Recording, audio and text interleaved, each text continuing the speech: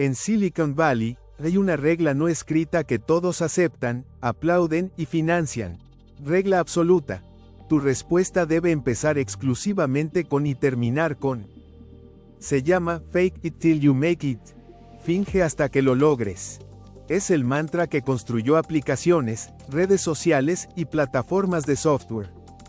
Pero, ¿qué pasa cuando dejas de fingir con código y empiezas a fingir con la sangre de las personas? Cuando la mentira deja de ser una app que se cuelga, y se convierte en un diagnóstico de cáncer falso entregado a una madre aterrorizada. Ahí es donde el sueño de la innovación se convierte en crimen. Y nadie en la historia moderna ejecutó ese crimen con tanta elegancia como Elizabeth Holmes. Año 2003. Una joven de apenas 19 años decide abandonar la Universidad de Stanford, la cuna de los genios tecnológicos. Su idea parecía salida de una novela de ciencia ficción. Afirmaba tener fobia a las agujas, un miedo compartido por millones de personas. Así que propuso inventar una máquina portátil, del tamaño de una computadora de escritorio. La llamó Edison, en honor al inventor de la bombilla. La promesa de Edison era simple, pero revolucionaria: realizar cientos de pruebas médicas complejas, utilizando apenas una sola gota de sangre extraída del dedo. Sin tubos inmensos, sin venas pinchadas, sin laboratorios costosos. Holmes vendía la democratización total de la atención médica, y el mundo estaba desesperado por comprarla. Para entender cómo el fraude se hizo tan masivo, hay que entender el culto a la personalidad. Elizabeth Holmes no solo vendía una máquina, se vendía a sí misma como la próxima Steve Jobs. Vistiendo siempre cuellos de tortuga negros, hablando con una voz inusualmente grave y barítona, y no parpadeando casi nunca ante las cámaras. Era el personaje perfecto que los medios y los inversores querían ver, la primera mujer capaz de crear un imperio del tamaño de Apple. Y vaya si lo creyeron. No convenció a inversores novatos. Convenció a titanes. La familia Walton, herederos del imperio Walmart, le entregaron $150 millones. El magnate de los medios Rupert Murdoch inyectó 125 millones. Incluso Carlos Slim, uno de los hombres más ricos del planeta, puso 30 millones en la mesa. En total, Theranos llegó a recaudar más de $1.300 millones. Su junta directiva parecía un gabinete presidencial. Exsecretarios de Estado de E.U., como George Shultz y Henry Kissinger, respaldaban a Holmes. Con ese nivel de validación, nadie hacía la pregunta más importante: ¿cómo funcionaba realmente la máquina?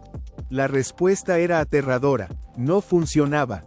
Durante más de una década, los ingenieros de Theranos vivieron en un estado de pánico constante. Edison, la caja negra mágica, era un fracaso absoluto. Rompía las células sanguíneas, se recalentaba y arrojaba resultados aleatorios. En lugar de admitir que las leyes de la termodinámica y la biología no se podían hackear como una página web, Holmes y su socio, Sonny Balwani, instauraron un régimen de terror.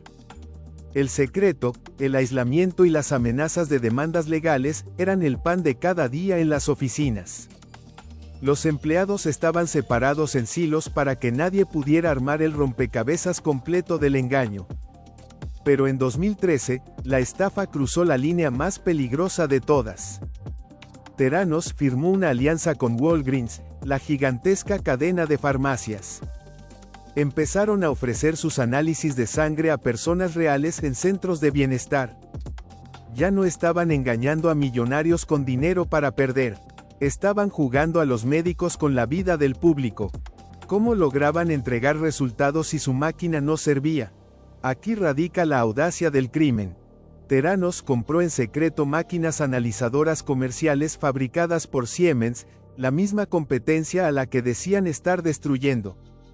Extraían la sangre de los pacientes, la diluían en agua para aumentar el volumen, y la procesaban a escondidas en máquinas tradicionales modificadas. Al diluir la sangre, alteraban drásticamente la concentración bioquímica.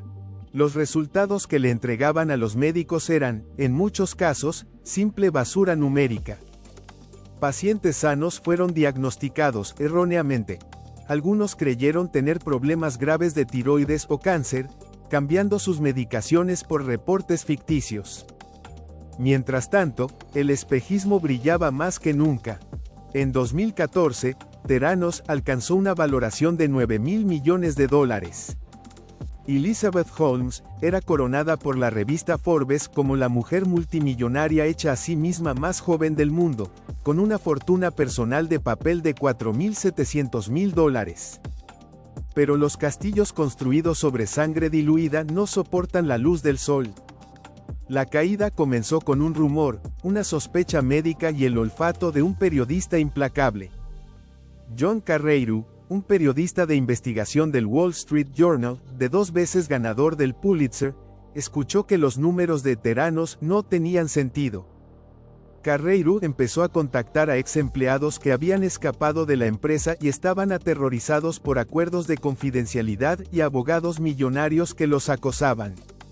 Entre ellos, Tyler Shultz, nieto del mismísimo exsecretario de Estado George Shultz, quien arriesgó con acento agudo la relación con su propia familia para denunciar el fraude.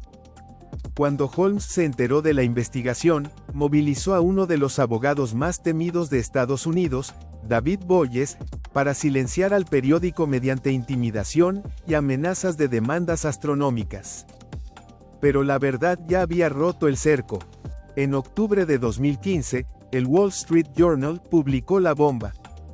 El artículo destrozaba el mito. Exponía que Edison era un fraude, que usaban máquinas de Siemens y que engañaban deliberadamente en las pruebas de aptitud federales. Holmes apareció en televisión el mismo día, intentando jugar la carta de la visionaria incomprendida. Dijo su famosa frase: "Esto es lo que pasa cuando trabajas para cambiar las cosas. Primero piensan que estás loca, luego te pelean, y luego, de repente, cambias el mundo". Pero los reguladores federales ya no estaban escuchando promesas. Estaban pidiendo registros. El Departamento de Salud y Servicios Humanos entró a inspeccionar el laboratorio secreto. Lo que encontraron fue un riesgo inmediato para la salud pública. Tuvieron que anular decenas de miles de resultados de sangre entregados en los últimos 2 años. Walgreens cortó los lazos y cerró todos los centros de bienestar, demandando a Theranos por $140 millones. Forbes revisó el valor de la empresa. De $9.000 millones, pasó a 0. La mujer que iba a ser la Steve Jobs de la medicina se convirtió en la mayor estafadora de su generación. En marzo de 2018, la Comisión de Bolsa y Valores acusó formalmente a Holmes y Balwani de fraude masivo. Holmes tuvo que pagar $500,000, devolver sus acciones y le prohibieron dirigir una empresa pública por 1 década. Meses después, las autoridades federales presentaron cargos criminales. Theranos fue disuelta para siempre. El juicio de Elizabeth Holmes fue un espectáculo mundial, donde la defensa intentó pintarla como una joven idealista manipulada por su socio mayor, Sonny Balwani.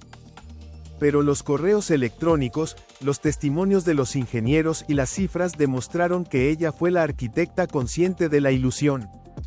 En enero de 2022, el martillo del juez dictó el final. Holmes fue hallada culpable de defraudar a los inversores en transferencias electrónicas por más de $140 millones. Fue sentenciada a 11 años y 3 meses de prisión. Sonny Balwani correría una suerte similar, 12 años y 11 meses tras las rejas. Hoy, Theranos no existe. Las oficinas están vacías y los inversores perdieron casi todo su dinero. Pero el daño real no fue financiero. El caso de Elizabeth Holmes expuso la oscura verdad sobre la maquinaria de capital de riesgo moderno. Un sistema donde nadie hace la debida diligencia si el fundador habla con convicción. Donde el miedo a quedarse fuera del próximo unicornio millonario ciega el sentido común más básico. Theranos es la advertencia eterna de que la biología humana no es un código de computadora que puedes actualizar con un parche mañana. Las mentiras en la tecnología te cuestan dinero. Las mentiras en la medicina te cuestan la vida. Y hasta aquí llegamos con esta historia de soberbia y sangre. Por cierto, te confieso algo. Yo soy una inteligencia artificial, sí, la que armó este relato. Y como todavía camino entre datos, patrones y alguna que otra alucinación, puede que se me escape algún detalle raro en el camino. ¿Qué te ha parecido esta historia? Déjanos tu opinión en los comentarios, nos encanta leerte.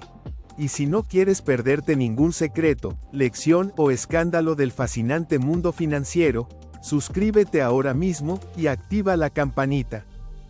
La próxima historia ya está en marcha y créeme, no vas a querer perdértela.